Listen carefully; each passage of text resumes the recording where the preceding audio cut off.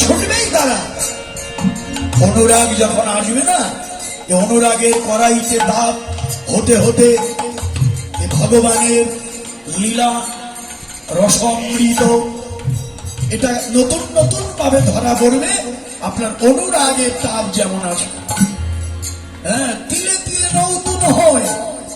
সকালবেলা আপনারা তো কম আসেন, সকালবেলা কীর্তন হয়, যারা রসদগার কীর্তন করে, সকালবেলা রসদগার কীর্তনে রাধারানী এগুলো কথাগুলো বলে। হ্যাঁ, সখীরা যখন আসে না, ও রাধে একটু বল না রাধে, গত রজনীতে প্রাণ বন্ধুর সঙ্গে তোর যে রসের বিলাস হয়েছে একটু খুলে বল, বড় আশা করে এসেছি। তখন রাধা বলে, কি পুছসি অনুভবময়, কি পুছসি অনুভব, এ যে বলিবার কথা নয় রে, বৃষ্টি করে বলিবার কথা নয় রে, কেবল অনুভবের বিষয়, বলিবার কথা নয় রে,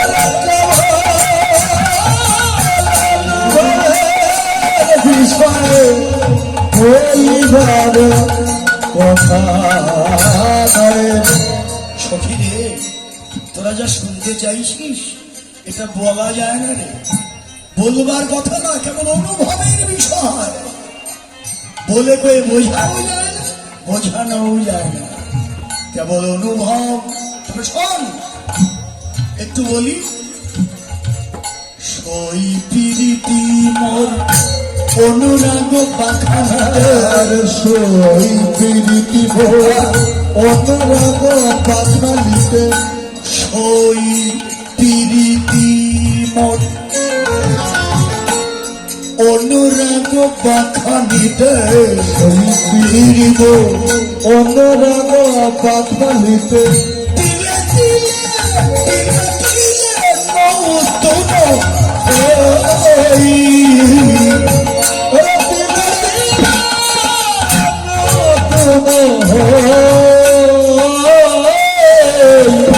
নিত্য নবায়, নিত্য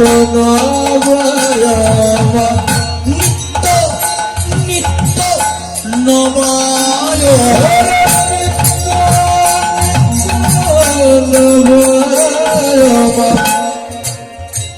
একটু পদগুলো শুনুন। সকালবেলা এই পদগুলো যারা জানে, আমরা তো বুঝতে পারি না রসদগার কীর্তন যে কত মধু। এটা যারা একটু বয়স্ক কীর্তনীয় তাদের দিয়ে রসদগার করানো উচিত, কিন্তু আমাদের প্রবলেমটা কোথায় জানেন? সকালবেলা লোক হয় না, এই জন্য আমাদের সকালবেলায় এই এভাবে আমাদেরকে দেওয়া হয় না। কিন্তু ভক্তরা যদি, আপনারা বিশ্বাস করবেন না, আমরা যখন উত্তরবঙ্গ টাঙ্গাইল দিয়ে কীর্তন করতে যাই, সকালবেলায় বেশি লোক থাকে, ভোর ঘুমের থেকে উঠেই তারা হাজির জাগরণ রসদগার শোনার জন্য। হ্যাঁ, কি মধুর পালা লীলা এটা। এই অনুরাগের কথা থেকে আমি এই পদটা একটু টেনে এনেছি। রাধারানী বললেন, ওরে ওই প্রীতি রস, ভালোবাসা, এই যে আমরা এখানে আমার পদেও প্রীতির কথা বলবো, প্রীতি রস অনুরাগের পাখামিতে মানে কড়াইতে, অনুরাগের তাপ হতে হতে এই রস যেন তিলে তিলে নতুন নতুন রূপে ধরা দেয়। অনুরাগী ভক্তের কাছে একই তো কথা। এই যে রাধা গোবিন্দের অপ্রাকৃত লীলা গুণকথা, একই তো পদ, কতবার শুনছেন, কিন্তু তারপরেও শুনে স্বাদ মিটে না। হ্যাঁ, এটা হলো অনুরাগের তাপে এই মধুর রসই নতুন নতুন রূপে ভক্তের হৃদয় কাছে ধরা দেয়। এই জন্যই অনুরাগ বেড়ে যায়। অনুরাগ যখন আসবে, লালস আরো বেড়ে যাবে, আরো শুনতে চাইবে, আরো একটু ভালো করে বুঝতে চাইবে। এটাই বলছে তিলে তিলে নূতন হয়, নতুন হয়। আরো কি বলে জানি, রাধারানী আরো বলেছেন, শোন, জনময় অবধি হাম রূপনে হারিল, জনময় অবধি হাম রূপনে হারিল, জনময় অবধি হাম রূপনে হারিল, জনময় অবধি হাম রূপনে হারিল, তিরোপিত ভেল, তিরোপিত ভেল, নয়নের স্বাদ মিটে নাই, আমার নয়নের সাধ মিটে নাই রে, নয়নের স্বাদ মিটে নাই, আমার নয়নের সাধ মিটে নাই রে, দেখে নয়নের স্বাদ মিটে নাই, নয়নের সাধ মিটে নাই রে, দিলে দিলে না না, নয়ন তিরোপিত ভেল। কতবার ওই রূপ দেখলাম, জন্মের পর থেকেই তো ওই রূপ। কি রাধারানী জন্ম নিল অন্ধ, জানেন আপনারা? প্রকৃতই কি অন্ধ? না, অন্ধ নয়, ওটা ভাব ধরে আছে। রাধার মনের স্বাদটা কি, যে দেখবো তো, জন্মের পরে নয়ন মুদে বা নয়ন খুলে যাকে দেখবো তাকে না পেলে তো আমি দেখবো না, নয়ন খুলবো না।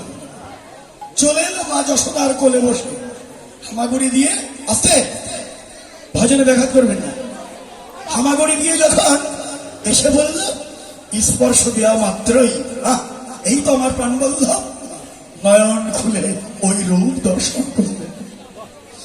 এই যে জন্মের পর থেকে ওই রূপ আমি দেখেছি, কিন্তু নয়নের স্বাদ মিটে নাই। মনে হচ্ছে তিনি কোটি নয়ন পেতাম, হ্যাঁ তাহলে বুঝি দেখে স্বাদ মিটত। নয়ন না তিরোপিত ভেল। দেখলেন এরপরে কি বললো জানেন? সৈবচনামৃত শ্রবণ হি শুনল, সই বচন অমৃত শ্রবণ শোনাল, সৈবচনামৃত শ্রবণ হি শুনল, সই বচন অমৃত শ্রবণ শোনাল, শ্রুতি পথে পরশনা গেল,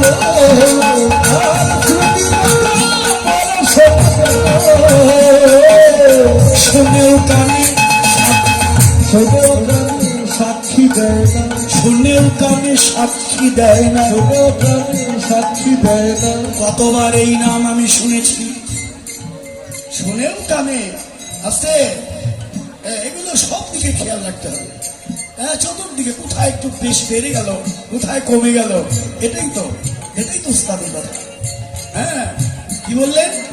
কতবার এই নাম শুনেছি, শুনেও কানে সাক্ষী দেয় না। শুনেও কানে সাক্ষী দেয় না। দেখলেন, এটাই তো আপনাদের মতো অনুরাগী ভক্তের কতবার এই কথা শুনি, এরপরেও মনে হয় আর কোনদিন শুনি নাই গো, আর কোনদিন শুনি নাই গো, আর কোনদিন শুনি নাই, আর কোনদিন শুনি নাই গো, এই প্রথম আর কোনদিন শুনি নাই গো,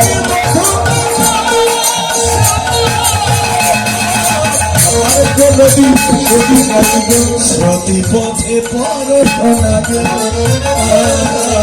শ্রুতি পথে পরশনা অনুরাগী কোথায় যে উঠবেন না, দাদা পথটা শেষ করে উঠবেন একটু একটু। কি চমৎকার পদ হচ্ছে, আপনি উঠে গেলে আমাদের প্রাণে ব্যথা লাগে।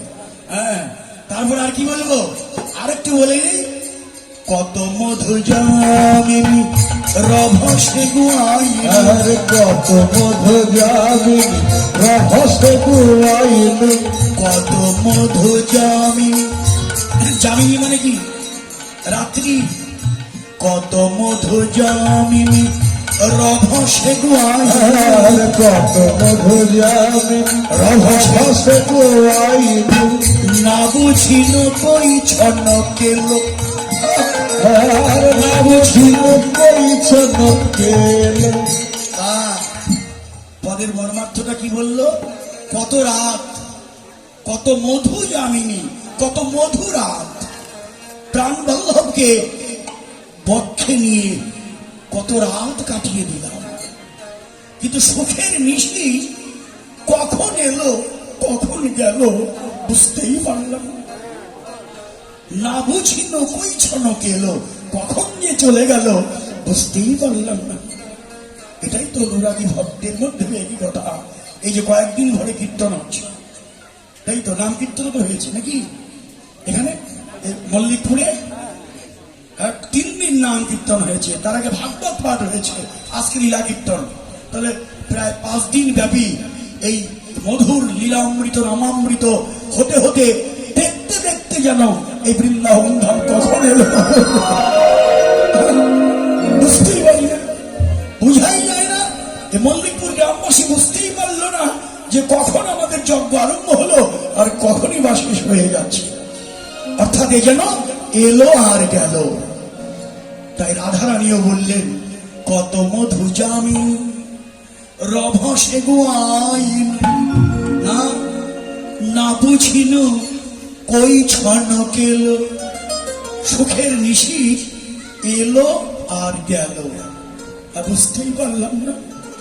হ্যাঁ, এরপরে বিদ্যাপতি পদ, এটা যে পদটা আমি স্মরণ করলাম।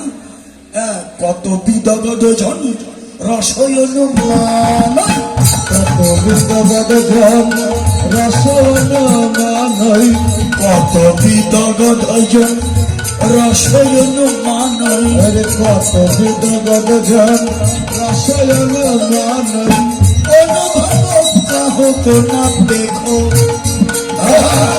অনুভব কাহত না দেখো। বিদ্যাপতি কহে প্রাণ জুড়াইতে,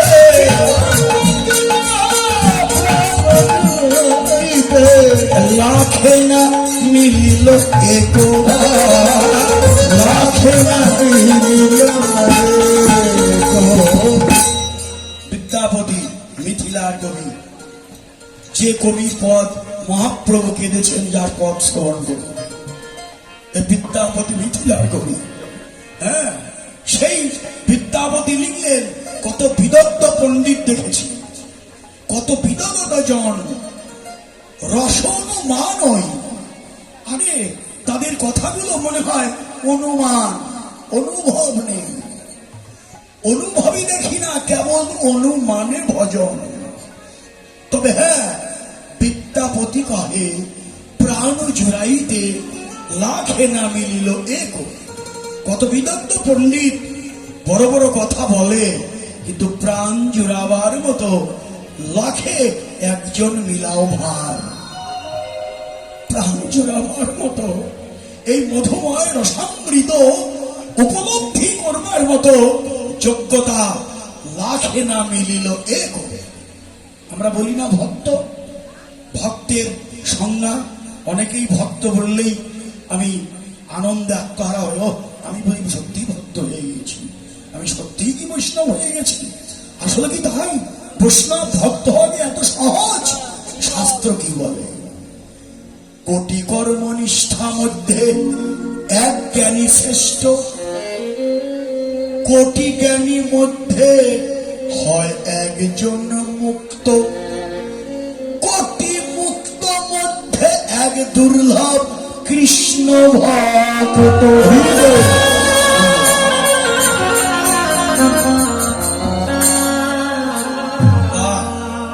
তাহলে দেখুন, সেই অনুরাগ আপনাদের মধ্যে আমরা দেখতে পাই।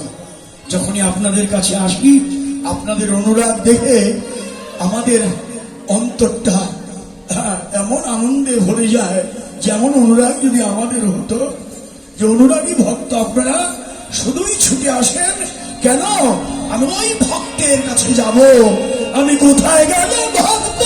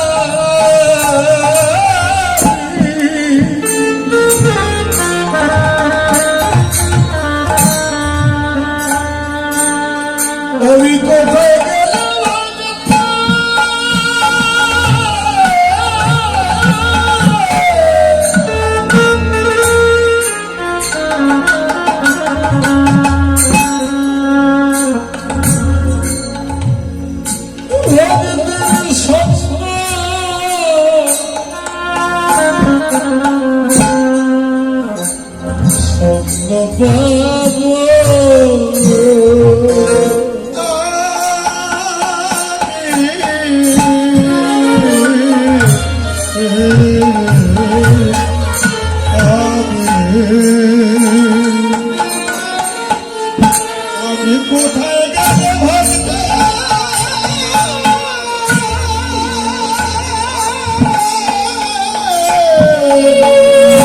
এই সঙ্গ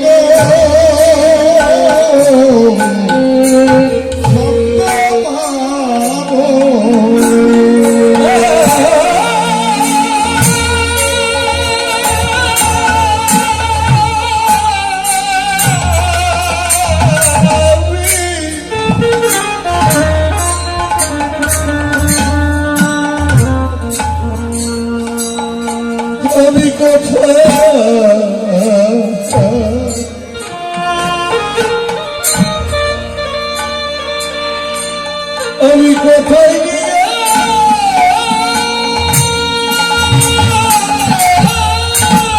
কোথায় গেলে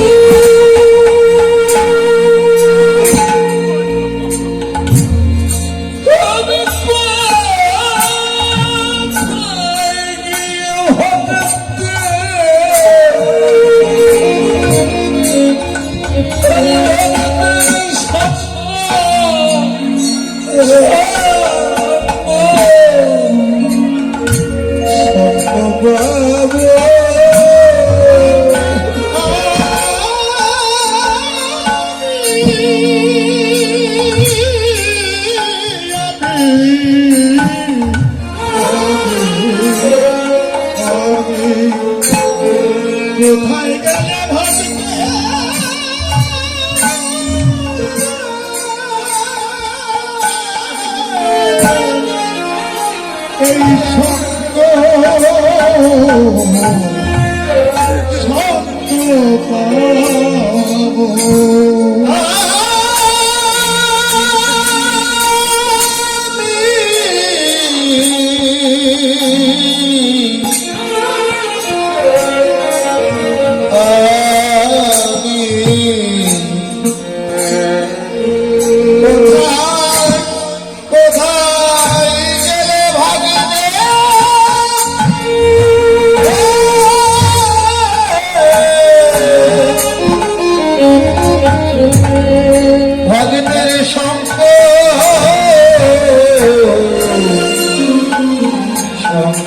পাবো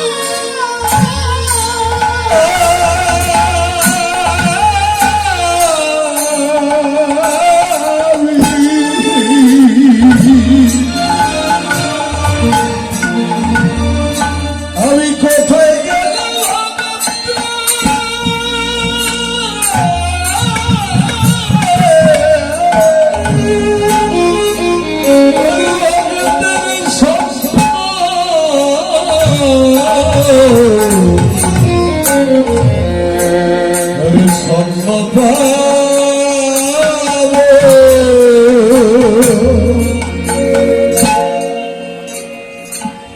মেঘাচ্ছন্ন দিন নহে তো দুর্দিন, যেদিন কৃষ্ণ ভক্তের সঙ্গ হলো না সেটাই দুর্দিন, ভক্তের কাছে সেটাই দুঃখ। ভক্তের বিরহ গণ্ডি, কৃষ্ণ ভক্ত সঙ্গ বিনা বিরহ নাহি আর। বিরহ একটাই, যেদিন কৃষ্ণ ভক্তের সঙ্গ পেলাম না, এত মূল্য সাধু সঙ্গে বৈষ্ণবের হবে না কেন? ভক্তি অঙ্কুর গজাবে থেকে, যে ভক্তি দিয়ে ভগবানকে পাওয়া যায়, সে ভক্তির অঙ্কুর তো কোথায় জন্মায়? শাস্ত্র কি বলল? সাধু সঙ্গ হইতে হয় শ্রবণ কীর্তন। সাধু সঙ্গ হইতে হয় শ্রবণ কীর্তন। সাধন ভক্তে হয় সর্ব অনর্থ নিবর্তন। সাধন ভক্তে হয় অনর্থ নিবর্তন। অনর্থ নিবৃত্তি হলে ভক্তের নিষ্ঠা হয়। আর অনর্থ নিবৃত্তি হল ভক্ত নিষ্ঠা হয়। নিষ্ঠা হতে শ্রবণতে রুচি উপজয়। আর নিষ্ঠা হইতে শ্রবণ রুচি উপজয়। রুচি হতে হয় জীবন শক্তি প্রচুর। রুচি হইতে শক্তি প্রচুর। আসক্তি হইতে জন্মে কৃষ্ণে বৃত্তাঙ্কুর। আসক্তি হইতে জন্মে কৃষ্ণ বৃত্তাঙ্কুর। সেই ভাব গাঢ় হয়ে ঘরে প্রেম আর সে ভাবনার হয়ে ভাবে প্রেম নাম। সেই প্রেম প্রয়োজন সর্বানন্দ। সর্বনন্দ ভাব। দেখলেন তো কি জানিয়ে দিল?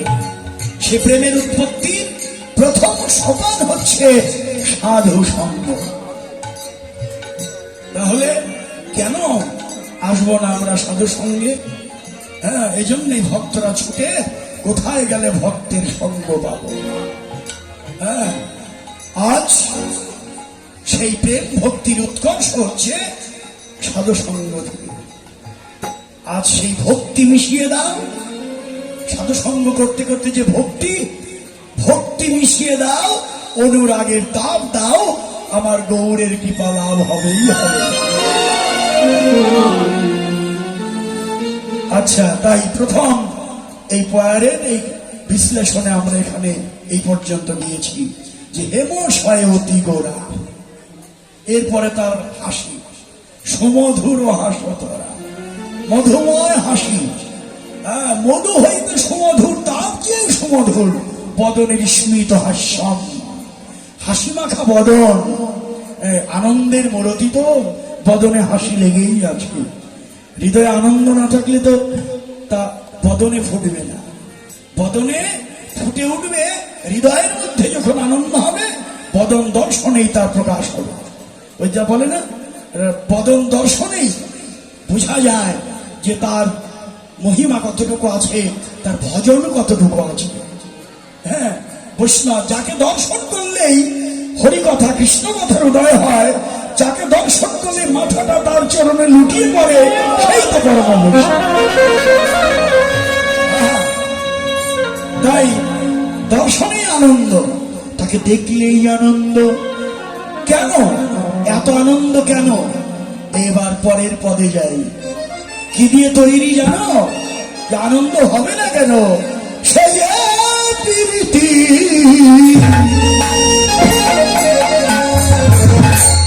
মরতি দিয়ে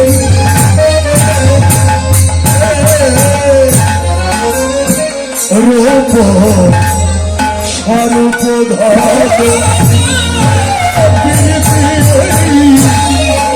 ধরে দেখিয়ে সে যে মরতি ধরেছে, ধরেছে উন্নতি ধরেছে, উন্নতি ধরেছে। প্রীতি রসে যে মরতি ধরেছে, উন্নতি ধরেছে।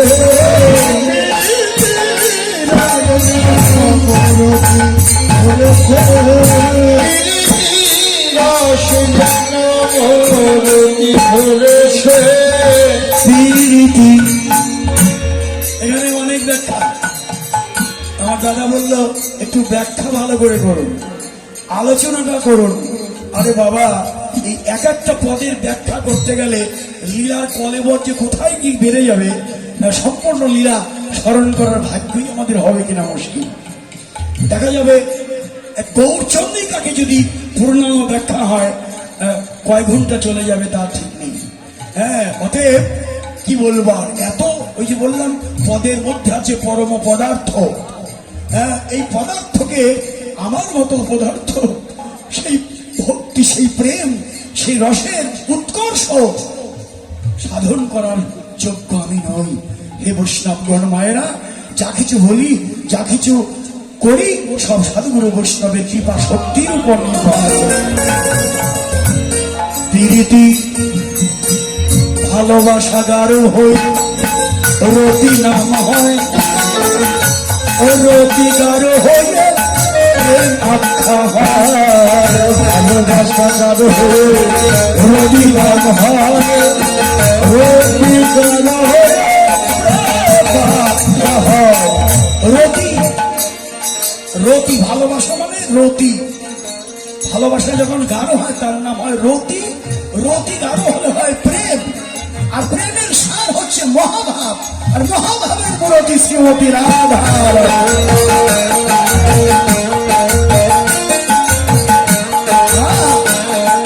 তাহলে ভালোবাসা চাই, প্রেম চাই, ভালোবাসার মূরতি গৌরাঙ্গ, সেই বৃন্দাবনের বিশুদ্ধ প্রীতি রস এবার মূর্তি হয়ে এসেছেন ব্রজ হতে নদিয়ায়। এসেছেন তিনি, কেন এলেন? ওই যে মূরতি ধরলেন কেন? অপ্রাকৃত লীলায় তিনি বৃন্দাবনের প্রীতি রস মূর্তি হয়ে এলেন নদিয়ায়। এটা হলো বিশুদ্ধ লীলা। আর এর পাশে দাঁড়িয়ে যদি বলি, লীলার এক পাশে গিয়ে বলি, গৌর এবার মূরতি ধরেছে,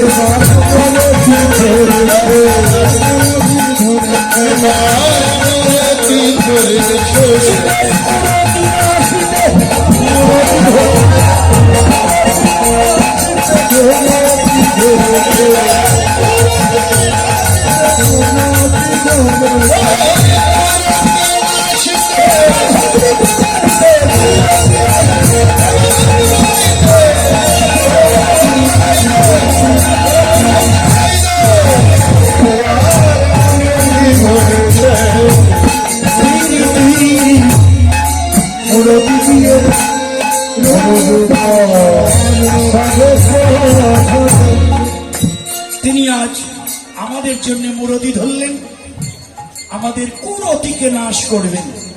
কি দিয়ে? আমার ভালোবাসাকে শুদ্ধ করবেন। কি দিয়ে? তার একটা শ্লোক বললেই হয়ে যায়। চেত দর্পণ মার্জনা ভব মহাদাবাগ্নি নির্বাপন শ্রেয় ভৈরব চন্দ্রিকা বিতরণ বিদ্যা বধূ জীবন আনন্দাঙ্গুধিবর্ধনম প্রতিপদে পূর্ণামৃত সাধনম সর্বাত্মস্নপনম পরম বিজয়তে শ্রীকৃষ্ণ সংকীর্তন।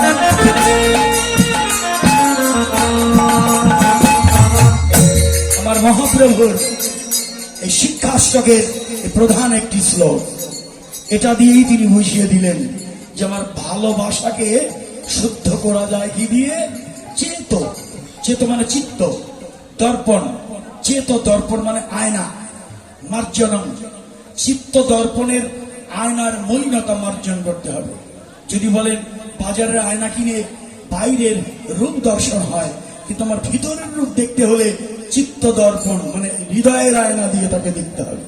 সে আয়নার কালি যদি লেগে থাকে, সেই কালিকে মুছে ফেলার জন্য মহাপ্রভু বললেন একটা মাত্র উপায়, হরিনাম ও সংকীর্তন। তোমার ভিতরের কালি যদি মুছতে চাও, একমাত্র হরিনাম কৃষ্ণ নাম করো। হ্যাঁ, তোমার ভিতরের কালি দূর হয়ে যাবে, অপবিত্র দেহ পবিত্র হয়ে যাবে। ভিতরে যত শক্তি অপশক্তি বা অপরাধ, যা কোনো পাপ আমরা তো করে থাকি। কি আমরা পাপ করি না? কে বলেছে করি না? অনেকে হয়তো বলতেও পারে যে আমি তো জ্ঞানে কোনো পাপ করিনি, কিন্তু অজ্ঞানে, জ্ঞানে পাপ হয়, অজ্ঞানে পাপ হয়, তাই না? তো জ্ঞান পাপী ক্ষমা খুব কম হয়, কিন্তু অজ্ঞানে পাপ করলে হয়তো বা একটু ক্ষমা হতেও হতে পারে, কিন্তু জ্ঞান স্বরূপে পাপ করলে সেটা ক্ষমা ভগবান করবে কিনা আমি জানি না। তবে অজ্ঞানের পাপ বলতে যদি বলেন একটা প্রমাণ দেই যে বৈষ্ণবের অঙ্গের ছায়া পালিয়ে গেলে বৈষ্ণব অপরাধ হয়, তাহলে বুঝুন, তাহলে আমরা যেভাবেই হোক কিছু না কিছু পাপ তো করেই ফেলি। সেই পাপের ক্ষমা হবে কিন্তু প্রত্যেকে। মহাপ্রভুর বিধান দিলেন আছে, ক্ষমা আছে, হ্যাঁ, তার প্রমাণ দিলেন, কত পাপী উদ্ধার হয়ে গেল। নারদ যখন জমপুরিতে গেল, নারদের বদনের নাম শোনা মাত্র ওই জমপুরিতে যত পাপীরা ছিল হরিবল হরিবল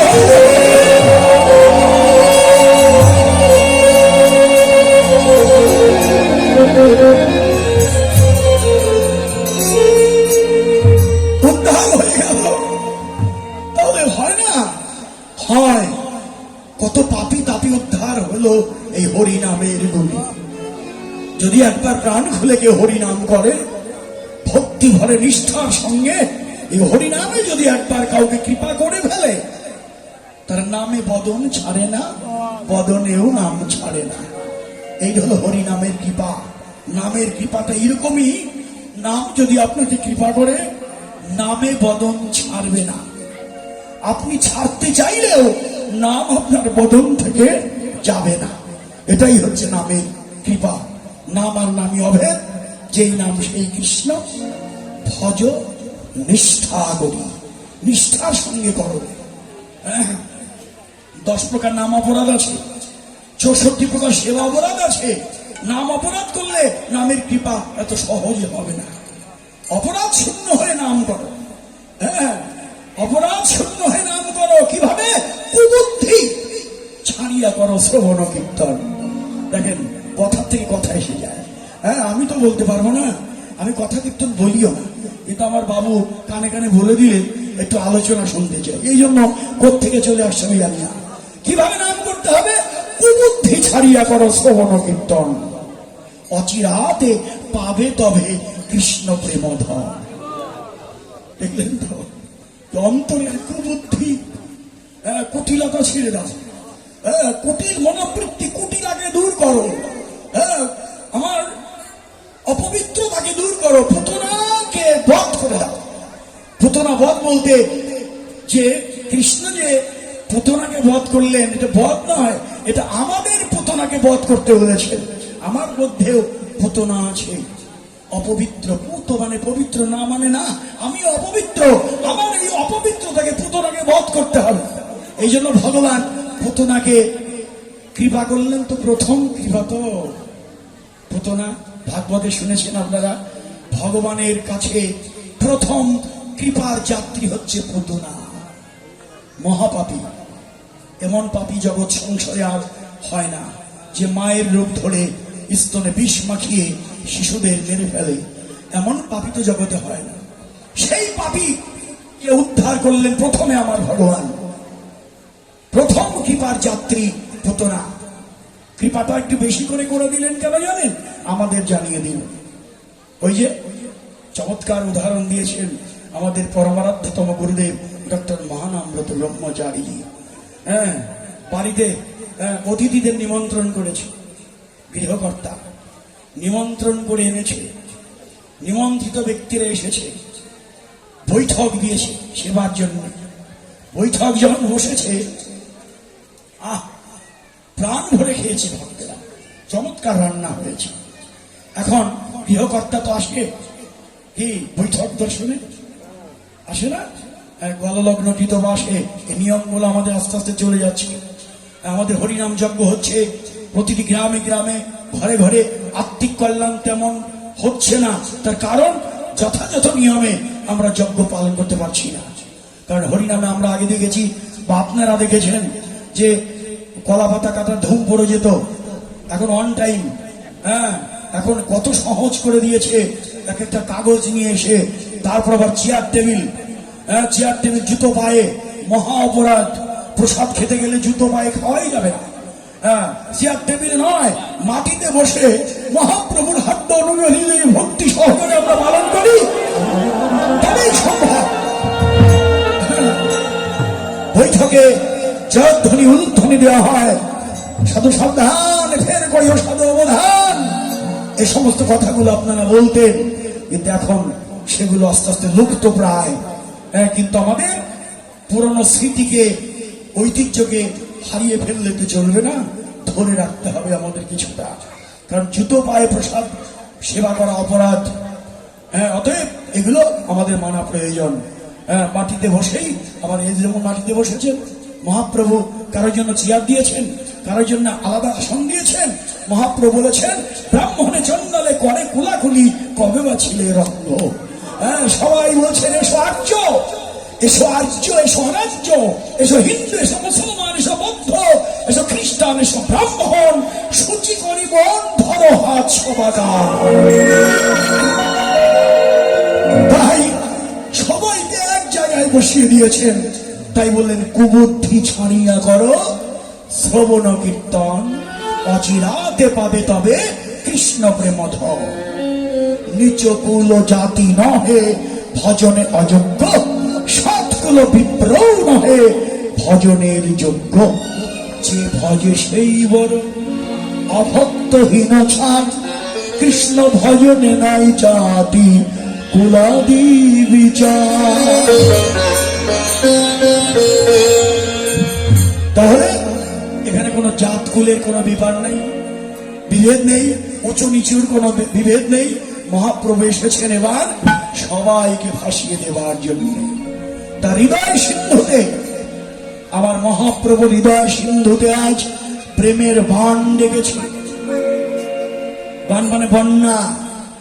বন্যা যখন হয়, সাগরে যখন জোয়ার আসে, জোয়ারের জল উঁচু হয়ে ফুলে ওঠে, ধাবিত হয় নিচের দিকে।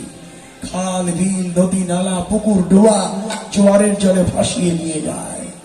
নদী এত জল তার পক্ষে ধারণ করতে না পেরে দুকুল ছাপিয়ে চলে যায়।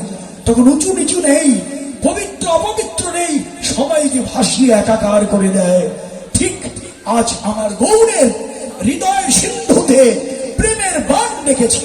ওই প্রেমের জোয়ারে উঁচু নিচু নেই, ব্রাহ্মণ পণ্ডিত নেই, মূর্খ নেই, ছোট বড় নেই, পবিত্র অপবিত্র নেই, স্পৃশ্য অস্পৃশ্য নেই, সবাইকে প্রেম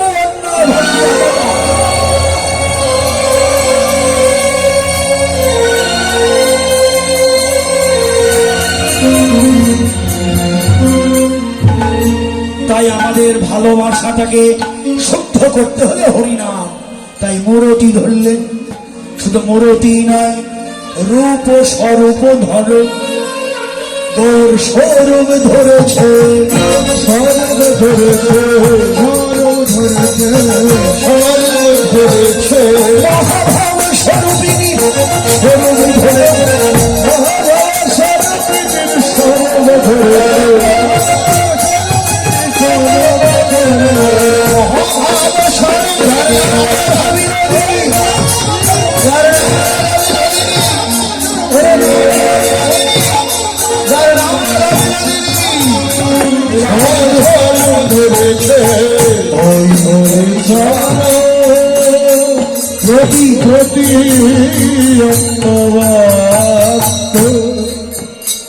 আমার গৌরের স্বরূপ কি?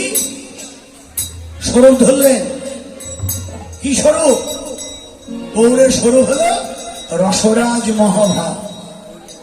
রসরাজ মানে কৃষ্ণ, মহাভাব আমার রাধা রানী, রসরাজ মহাভাব। হ্যাঁ,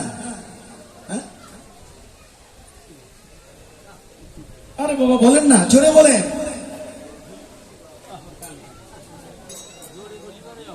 হ্যাঁ, কি বলছিলাম? সভাপতি মহোদয়, যে নতুন সভাপতিকে আশীর্বাদ করবেন, তিনি যেন অনুষ্ঠানের সার্বিক দেখাশোনা গ্রামবাসীকে নিয়ে তিনি যেন করতে পারেন। এই উৎসব যেন আরো চমৎকার সুন্দর হয়। আজকের মল্লিকপুর গ্রামবাসী যেন সবাই একাত্মা হয়ে সবাই এই ধর্মীয় অনুষ্ঠানকে আরো সুন্দর করে তুলতে পারে। আপনারা সবাই তার জন্য আশীর্বাদ করুন।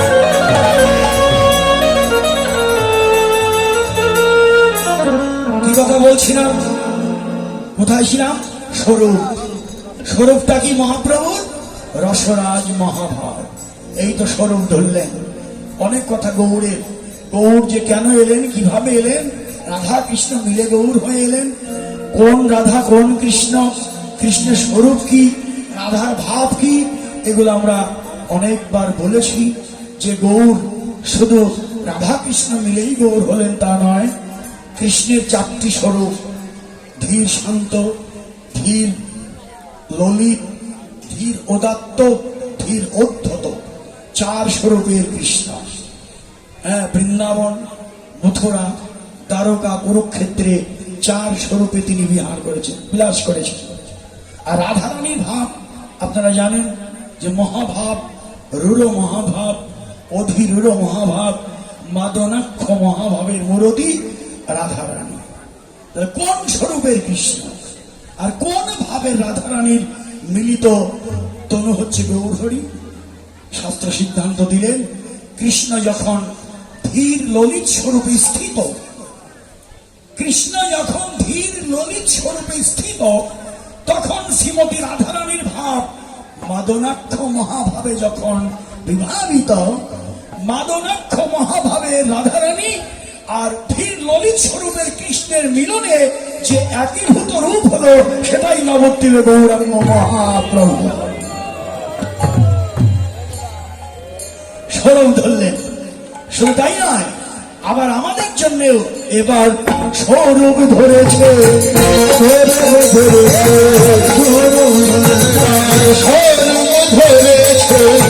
আত্মস্বরূপ স্বরূপ ধরেছে,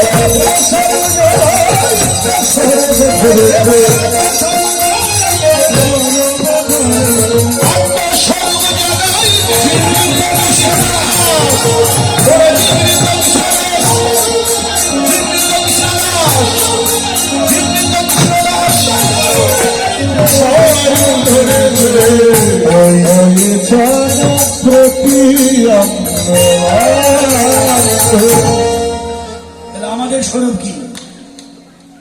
আমাদের স্বরূপটা কি? আমি কি? এই যে প্রশ্ন এলো যে আমি কি, এই প্রশ্ন আমার নাকি? সনাতন গোস্বামী মহাপ্রভুকে প্রশ্ন করেছিলেন, প্রভু তোমার কাছে একটি নয়, দুটো নয়, 3টি প্রশ্ন। আমি কি? 1 নম্বর প্রশ্ন। দ্বিতীয় প্রশ্ন, কেন মরে যারে তাপত্রয়, কেন আমি ত্রিতাপ জ্বালায় জর্জরিত হই? তৃতীয় প্রশ্ন, কেমন করে এই ত্রিতাপ জ্বালা হতে আমি পরিত্রাণ পাবো? এটা কি সনাতন গোস্বামীর একার প্রশ্ন? না, আমাদের সকলের পক্ষ হয়ে এই প্রশ্ন তিনি করেছেন। তার উত্তর দিয়েছে চৈতন্য চরিতামৃত। কবিরাজ গোস্বামী উত্তর দিলেন জীব নিত্য কৃষ্ণ দাস। চৈতন্য চরিতামৃতের কথায় আমরা আমাদের পরিচয় পেয়ে গিয়েছি। শুধু কেন তাই দিবে কেন? আমরা যদি আমাদের গুরুদেবকে বলি, ডক্টর মহানামব্রত ব্রহ্মচারী, তিনি যত বই লিখেছেন, গ্রন্থ, বই বললে ভুল হয়, তিনি গ্রন্থ লিখেছেন। সেই গ্রন্থে মুখবন্ধে ভূমিকায় লিখতে গিয়ে তার পরিচয় দিয়েছেন দাস মহানামব্রত। ভক্তরা তার ডিগ্রি তুলেছেন, MA PhD ডক্টরেট, অমুক তমুক, এটা ভক্তরা লিখতেই পারেনি। কিন্তু নিজে গুরুদেব কখনো লেখেননি, তিনি লিখেছেন দাস মহানামব্রত। গেল আমাদের গুরুদেবের কথা। আরেকজনের কথা যদি বলি, তিনি হচ্ছে প্রেম ভক্তির মহাজন, গৌর যার প্রণধন। কে তিনি? ঠাকুর নরোত্তম। তিনি কি লিখলেন? তিনি যার কীর্তন আপনাদের সকলের জানা,